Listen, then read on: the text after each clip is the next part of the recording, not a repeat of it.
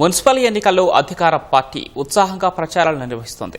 మంత్రులు, ఎమ్మెల్యేలతో అభ్యర్థులు రోడ్డు షోలు, ఇంటింటి ప్రచారాలు చేస్తూ హోరెత్తిస్తున్నారు. ప్రభుత్వం అమలు చేస్తున్న పథకాలను ప్రజల్లోకి తీసుకెళ్తూ ఓట్లు అభ్యర్థిస్తున్నారు. ప్రతిపక్ష పార్టీలు చేసే విమర్శలను ఎండగడుతూ ఓట్లు అడుగుతున్నారు. మెదక్ జిల్లా రామాయంపేట, నరసాపూర్ మున్సిపాలిటీలలో మంత్రి వివేక్ వెంకటస్వామి ప్రచారం నిర్వహించారు. ప్రజలు ప్రత్యేక రాష్ట్ర సాధన కోసం ఉద్యమిస్తే బీఆర్ఎస్ అధికారంలోకి వచ్చాక కల్వకుంట్ల కుటుంబం రాష్ట్రాన్ని దోచుకుందని విమర్శించారు. బీఆర్ఎస్ పార్టీ అసత్య ప్రచారాలు చేస్తూ ఎన్నికల్లో లబ్ధి పొందాలని చూస్తున్నారని మంత్రి దుద్దిళ్ల శ్రీధర్బాబు అన్నారు.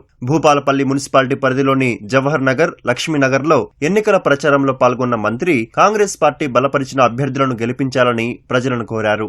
అధికారంలో లేని పార్టీ వారికి ఓటేస్తే రాబోయే 10 సంవత్సరాలు కూడా ఓటేస్తే వారికి నిర్వీర్యమైన అవకాశం ఉంటది. ఇంకేం లేదు. ఒక పక్కన మా ప్రభుత్వం మేము అభివృద్ధి చేస్తా ఉన్నారు, సంక్షేమం చేస్తున్నాడు. ఏం అబద్దాలు చెప్పాలా?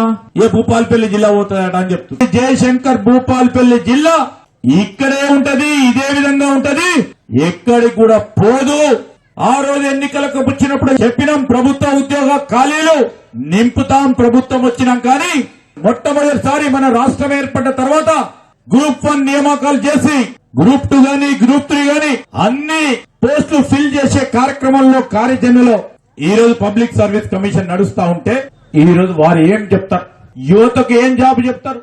యాదాద్రి భువనగిరి జిల్లా ఆలేరులో మున్సిపల్ ఎన్నికల ప్రచారంలో ప్రభుత్వ విప్ బీర్ల ఐలయ్య పాల్గొన్నారు. ఓ టైలర్ షాప్ లో బట్టలు కుడుతూ ఓట్లు అభ్యర్థించారు. మహబూబాబాద్ జిల్లా మరిపెడలో ప్రభుత్వ విప్ డాక్టర్ రామచంద్ర నాయక్ కాంగ్రెస్ అభ్యర్థుల గెలుపును కోరుతూ ప్రచారం నిర్వహించారు. హనుమకొండ జిల్లా పరకాల మున్సిపాలిటీలో ప్రచారం నిర్వహించిన మాజీ ఎంపీ విశ్వనాథ్ మహిళలకు అధిక ప్రాధాన్యమిస్తున్న ప్రజా ప్రభుత్వ అభ్యర్థులను గెలిపించాలని కోరారు. తనపై, తన కుటుంబంపై కొంతమంది ఉద్దేశపూర్వకంగా దుష్ప్రచారం చేస్తున్నారని మిర్యాలగూడ ఎమ్మెల్యే బత్తుల లక్ష్మారెడ్డి ఆవేదన వ్యక్తం చేశారు.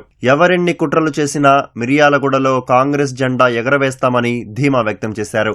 భద్రాద్రి కొత్తగూడెం జిల్లా అశ్వారావుపేట మున్సిపాలిటీ పరిధిలో కాంగ్రెస్ ఎమ్మెల్యే జారే ఆదినారాయణ అన్ని వార్డుల్లో రోడ్ షోలు చేస్తూ ప్రచారంలో పాల్గొన్నారు.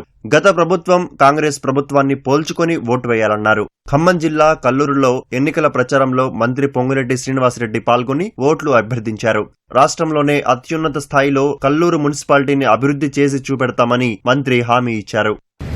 ఇది నా గడ్డని నేను తప్పకుండా అభివృద్ధి చేసుకునే ఛాన్స్ ఈనాడు నాకు వచ్చింది మీ దీవులతో. కాబట్టి రేపు 11వ తారీఖు జరిగే ఎన్నికల్లో 20 మంది అభ్యర్థులున్నారు. వెనుక 20 మంది గుర్తు, హస్త గుర్తు, రంగురంగుల కండోలతో మీ దగ్గరకు వస్తున్నారు.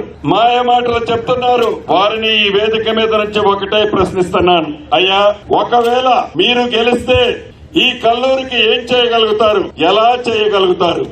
ఏముంది మీ దగ్గర? ఎక్కడి నుంచి నిధులు తీసుకొస్తావు? ఎలా అభివృద్ధి చేస్తావు? ఎలా అభివృద్ధి చేస్తావని ప్రేరేపణలు పేలుతున్నావు. అత్యధిక పురపాలికల్లో పాగా వేసేలా అధికార కాంగ్రెస్ పార్టీ నేతలు విస్తృతంగా ప్రచారం నిర్వహిస్తున్నారు.